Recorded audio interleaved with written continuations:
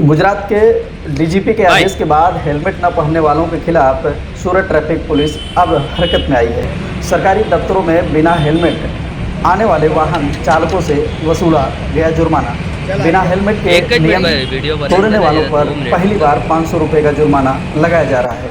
अगर वह दूसरी बार इस नियम को तोड़ता है तो 1000 रुपये का जुर्माना उसको भरना पड़ेगा। और हेलमेट जिला कार्यालय पर जो सूरत का जो मुख्यालय है वहाँ पे हेलमेट जो पहन करके आ रहे हैं उनको सूरत ट्रैफिक पुलिस जो है गुलाब का फूल दे करके उनको स्वागत किया जा रहा है।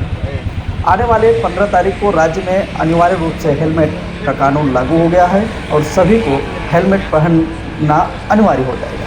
गुजरात राज्यના ડીજીપી શ્રી સાહેબે ખાસ પરિપત્ર આપી અને સૂચના કરેલી કે તમામ જે સરકારી અધિકારી તથા કર્મચારી હેલ્મેટ અવશ્ય પહેરશે અને ટ્રાફિક નિયમોનું પાલન કરશે। જેના અનુસંધાને સુરત શહેરમાં અલગ અલગ સરકારી કચેરી ખાતે હેલ્મેટ લોકો પહેરે એ બાબતે પોલીસની અલગ અલગ ટીમો રાખી જે હેલ્મેટ પહેરીને આવે છે તેને પ્રોત્સાહિત કરે છે, જે નથી પહેરીને આવતા એને ઈ મેમો આપી દંડ વસૂલ કરી રહ્યા છે।